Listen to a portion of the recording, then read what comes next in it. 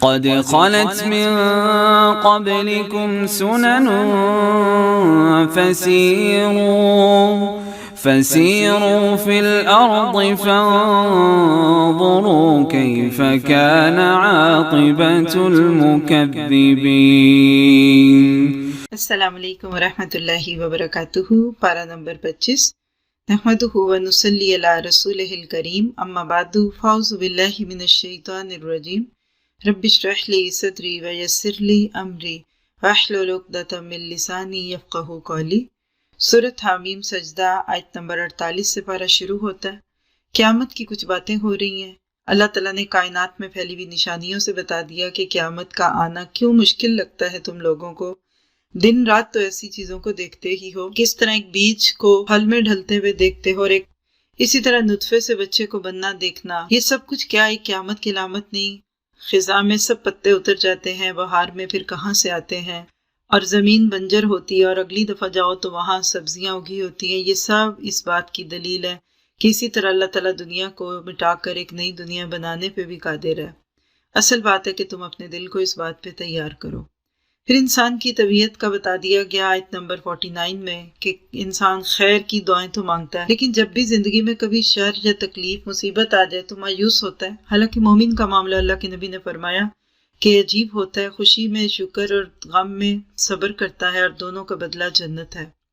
تو ہمیشہ اپنے آپ کو چیک کریں۔ ہم سب اپنی خوشیوں اور غموں میں سب سے زیادہ کھل کر سامنے آتے ہیں۔ اگر ان دونوں وقتوں میں آپ صبر تحمل کے ساتھ رہیں تو یہ ایمان کی علامت ہے، اور ان دو وقتوں میں ہی اپنے ہوش گم کر جانا، کبھی ڈپریشن میں جانا اور کبھی بالکل ہی اپنے آپ کو خوشی کے نام پہ مادر پدر آزاد کر لینا، یہ دونوں چیزیں انسان کے لیے خطرے کا الارم ہے۔ پھر کچھ لوگوں کی غلط فہمیاں کہ وہ دنیا میں نعمتوں کو پا کر سمجھ لیتے ہیں کہ آخرت میں بھی ہمیں مل جائیں گی۔ حالانکہ اس دنیا میں کسی چیز کا ملنا اور آخرت میں ملنا دو مختلف چیزیں، یہاں امتحان کے لیے ملتی ہے، وہاں انعام کے لیے ملیں گی۔ یہ بالکل ایسی ہے کہ ایک افسر ہے اور اس کو گورنمنٹ کو گاڑی دے دیتی ہے کہ آپ اس سے اپنے کام کیجئے، دفتر میں وقت پہ آئیے، پہنچیے۔ وہ گاڑی ملی تو صحیح، لیکن وہ دیکھیں گے کہ وہ وقت پہ آتا بھی ہے کہ نہیں۔ اگر وہ اس گاڑی کو بہت اچھا استعمال کرے، وقت پہ آئے، تو ہو سکتا ہے 2-4 سال بعد کہہ دیں کہ اچھا بھی گاڑی آپ کی ہوگی، اب آپ لے لیجئے۔ تو پہلی دفعہ ملنا کیا تھا؟ آزمائش تھی۔ دوبارہ کیا ہوئی؟ انعام ہوئی۔ بس یہی اصول آخرت پہ بھی لگا لیجئے۔ تو فرق ہے دونوں چیزوں میں۔ اللہ کرے کہ یہ فرق سمجھ آ جائے۔ پھر اسی کے بعد شرک کی کچھ باتیں، اور ساتھ ہی کائنات پہ پھیلی ہوئی نشانیوں کا تذکرہ کیا گیا، اور سورۃ الشورى جس کا نام ہی شورى ہے، جو حقیقت میں ایک مسلم ریاست کے قوانین کیا ہونے چاہیے اس کو ثابت کرتی ہے۔ اجتماعی زندگی میں کس طرح مشاورت اور مشورے کی ضرورت ہے، اس کا اس صورت میں ہمیں ذکر ملے گا۔ اس کے بعد آپ دیکھیے کہ وحی کی بات کر کے بتایا کہ اللہ کی طرف سے یہ سب آتی ہے، اور اللہ تعالیٰ کی شان ایسی ہے کہ فرشتے آسمانوں پہ بیٹھے کانپتے ہیں، اور وہ زمین والوں کے حق میں بخشش کرتے ہیں۔ یہ بہت اہم مقام ہے کہ جب انسان توبہ کرتا ہے اور اچھے کام کرتا ہے تو اللہ تعالیٰ اپنے فرشتوں کو اس کے لیے مقرر کر دیتے ہیں جو اس کے لیے دعائیں کرتے ہیں۔ پھر قرآن پاک کا عربی زبان میں نازل ہونا، اور مکہ اور اس کے ارد گرد والوں کو یہ میسج دینا کہ یہ کتاب ہدایت ہے، یہ انذار کے لیے ہے، یہ صرف اور صرف برکت کے لیے نہیں ہے۔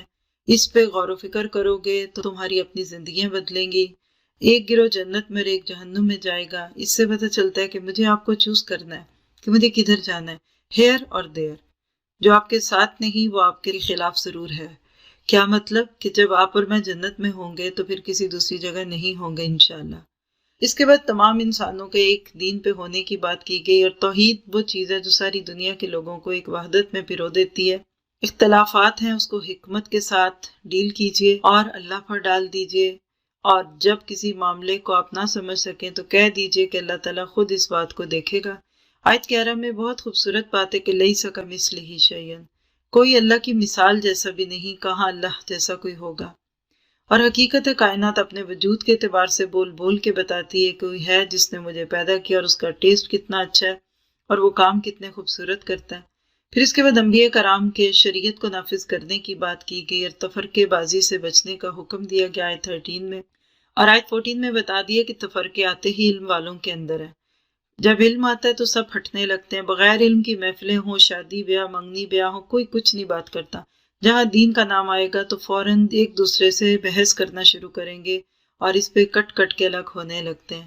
آیت 15 میں بتا دیا گیا کہ آپ اللہ سے دعا کیجیے اور جیسا آپ کو کرنے کا حکم دیا گیا اس پر جم جائیے اور لوگوں کی خواہشوں پہ نہ چلیں۔ اور حقیقت ہے کہ جب آپ اللہ کی طرف نظریں کرتے ہیں پھر آپ کو اس کی زیادہ پرواہ نہیں رہتی کہ لوگ آپ کے لیے کیا کہتے ہیں، بس لوگوں کو کہہ دیجیے آپ کے عمل آپ کے لیے، ہمارے عمل ہمارے لیے۔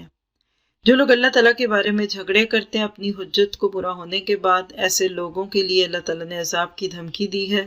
اور ساتھ ہی ساتھ آیت نمبر 20 جو آیت تدبر بھی ہے اس بارے کی، من کان یرید حرث الآخرۃ، جو کہ آخرت کی کھیتی کا ارادہ کرتا ہے ہم اس کی کھیتی کو بڑھا دیتے ہیں، اور جو دنیا کی کھیتی کا ارادہ کرتا ہے ہم اس کو اسی میں سے دیتے ہیں، لیکن اس کا آخرت میں کوئی حصہ نہیں۔ سوچ دی گئی مجھے آپ کو، سوچئے میں اپنی کھیتی میں کیا ڈال رہی ہوں۔ بیج نہ ڈالیں تو فصل کی امید کہاں، بیج ڈالیں چنے کا اور امید رکھیں چاول کی، یہ نہیں ہوگا۔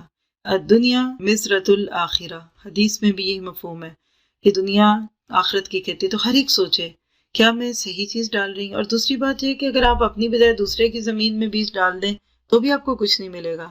یہ مثال ہے ان لوگوں کی جو ریاکاری اور دکھاوے کے لیے اپنی نیکیاں کرتے ہیں اور دوسرے لوگوں کو شو آف کرتے ہیں۔ آپ دیکھیے مومن اپنی نیکیوں کو ایسے چھپاتا ہے جیسے کوئی بھی شخص جس نے ایگزیبیشن کرنی ہو تو وہ پہلے اپنی چیزیں دوسروں کو نہیں دکھاتا تاکہ اچانک جب لوگ دیکھیں گے تو اچھا لگے گا۔ مومن بھی ساری زندگی اپنی نیکیوں کو چھپاتا رہتا ہے تاکہ بعد میں اس کو ڈسپلے کر سکے اور اللہ تعالیٰ کے سامنے جا کر اس کا بہترین بدلہ پا سکے۔ پرانی ہو جاتی ہیں چیزیں، ہاتھ اس کو پکڑ پکڑ کے میلا کر دیتے ہیں، اسی طرح وہ عمل جو اللہ کے لیے نہیں ہوتے وہ بھی میلے سے میلے ہو جاتے ہیں۔ آیت 22 میں ظالموں کی بات ہے جو ڈر رہے ہوں گے اپنی کمائیوں سے۔ قیامت کے دن انسان کو سب سے زیادہ خوف اپنے نام اعمال سے آ رہا ہوگا۔ اس کے برعکس ایمان والے باغوں میں ہوں گے، جنتوں میں ہوں گے اور من چاہی چیزیں اپنے رب سے پا رہے ہوں گے۔ یہ دنیا رب چاہی تو وہ دنیا من چاہی، یہی ہے ایک کامیاب انسان کا سلوگن۔ آیت نمبر 23 میں خوشخبریاں دی گئی ایمان والوں کو جو عمل صالح کرتے ہیں، اور ساتھ ہی ساتھ بتا دیا گیا کہ اللہ تعالیٰ گناہوں کو بخشنے والا اور نیکیوں کی قدر کرنے والا ہے۔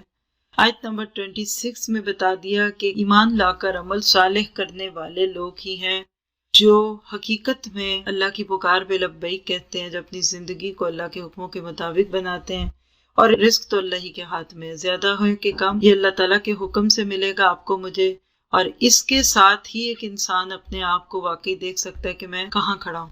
جی آیت نمبر 30 بہت اہم ہے جس میں بتا دیا گیا کہ تمہیں جو بھی تکلیف آتی ہے تمہارے اپنے ہاتھوں کا کیا دھرا ہے، اور بہت ساری تو اللہ ویسے ہی معاف کر دیتا ہے۔ آپ دیکھیے جیسے ہمارے سر کے بال اترتے رہتے ہیں، جسم سے کھال جھڑتی رہتی ہے، اسی طرح ہمارے بہت سارے گناہ معاف ہوتے ہیں۔ اگر ہر گناہ پہ اللہ تعالیٰ ہمیں پکڑ لینا تو ہم اس زمین پہ چل نہیں سکتے، تو یہ اللہ تعالیٰ کی خاص رحمت ہے۔ پھر آیت نمبر 36 میں فرمایا کہ جو کچھ تمہیں دیا گیا یہ دنیا کی زندگی ہے، لیکن جو اللہ کے پاس ہے وہ بہتر بھی اور باقی رہنے والا ہے۔ شرط یہ ہے ایمان کے ساتھ اور اللہ پہ توکل کر کے ان چیزوں کو لو۔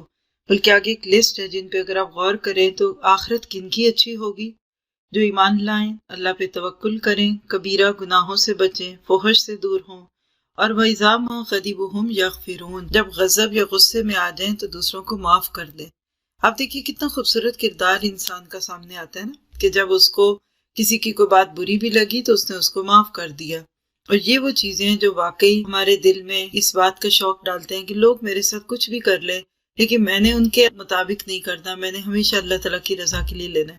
آپ بھی اگر خوش رہنا چاہتے ہیں تو یہاں بیٹھے بیٹھے کسی ایسے انسان کا سوچیں جو آپ کو دکھ دے، جس نے آپ کو تکلیف دی، جس سے ملنا بات کرنا آپ کا دل نہ چاہے، آپ کہیں میں نے اس کو اللہ کے لیے معاف کیا۔ آپ محسوس کریں گے کہ آپ ہلکے پھلکے ہو گئے۔ ہم خواہ اس طرح کے گرجز اور غصے پال پال کر اپنی زندگی کو خراب کرتے۔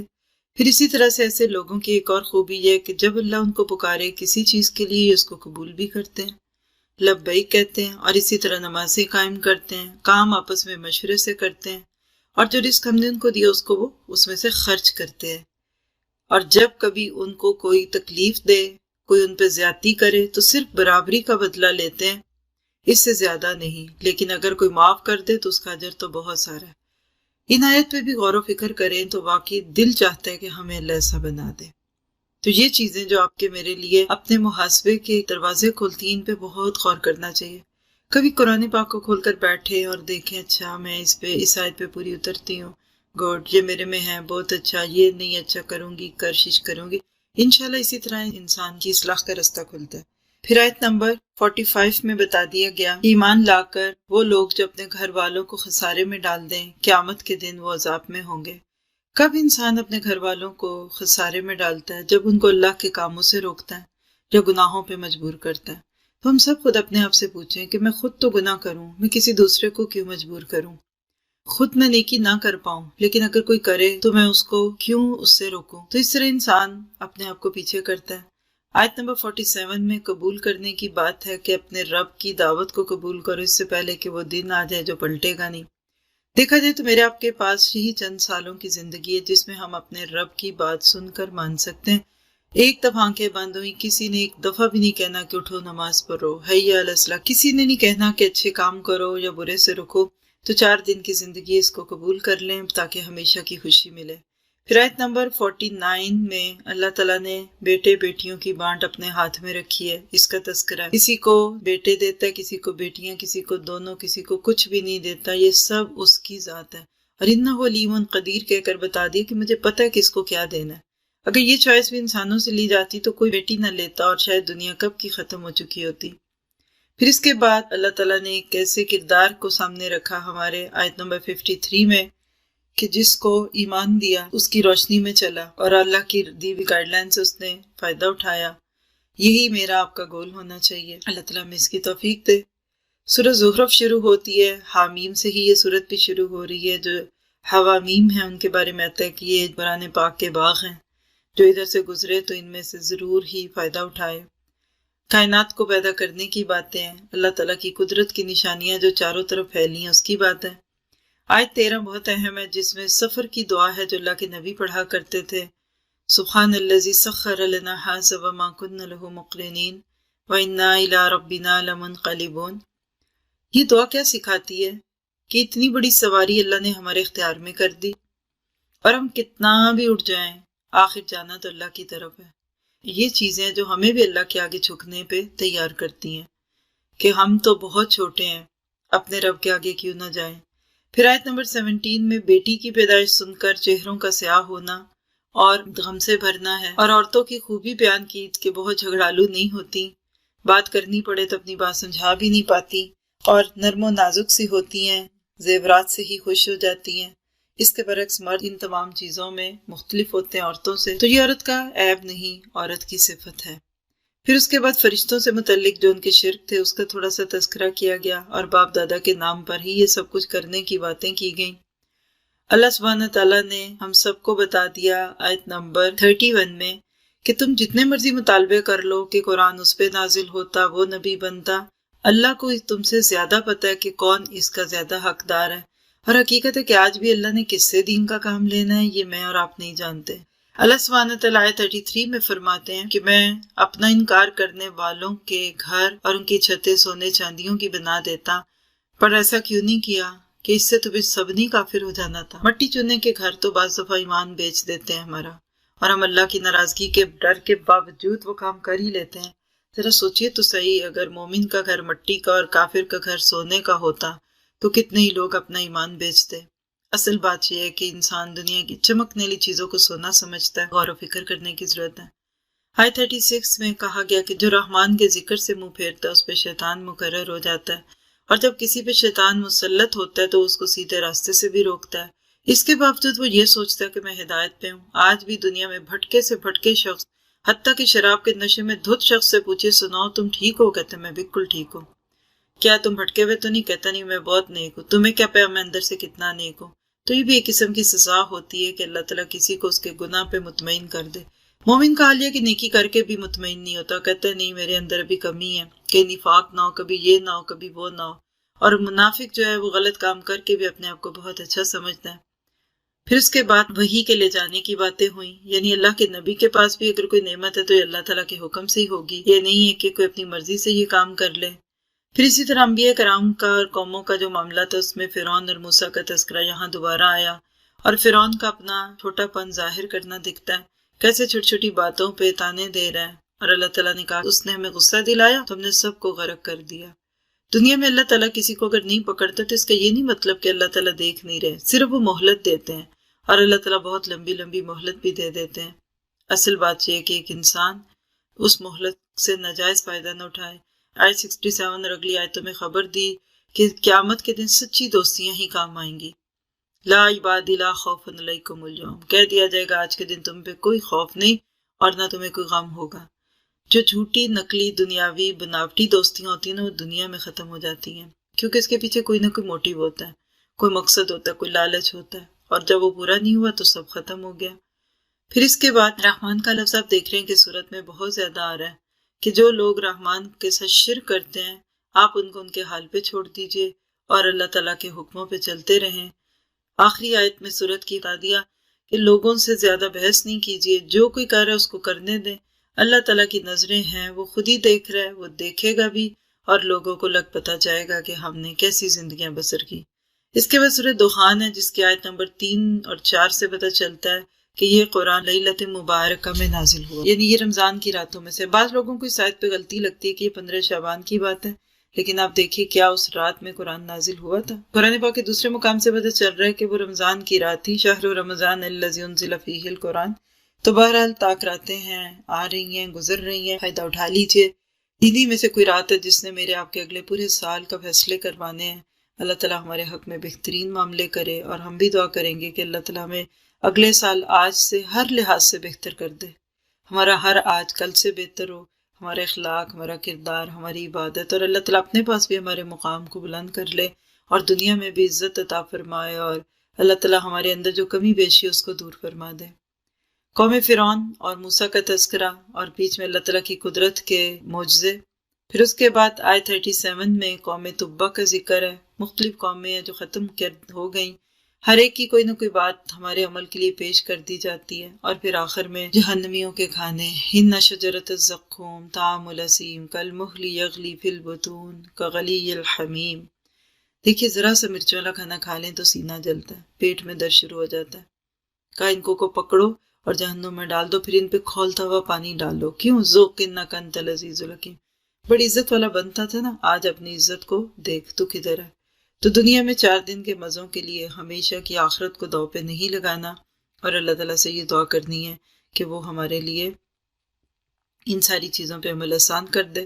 سورۃ جاسیہ جھکانے اور توڑنے والی سورت ہے۔ آج جو نہیں جھکتے کل جھکیں گے، کل ٹوٹیں گے، اور اللہ تعالیٰ ان سے پوچھے گا کہ بتاؤ زندگی کیسی گزار کے آئے ہو، یا آج جھک جائیں یا کل جھکنا پڑے گا۔ مختلف قومیں مختلف اوقات میں جو کام کر گئیں، آج ان کی مثالیں موجود ہیں، کہانیاں موجود ہیں۔ آیت نمبر 21 میں فرما دیا کہ جو برے کام کرتے ہیں وہ اچھے کام کرنے والوں کے برابر نہیں ہو سکتے، کیونکہ نہ ان کا جینا ایک جیسا نہ ان کا مرنا ایک جیسا۔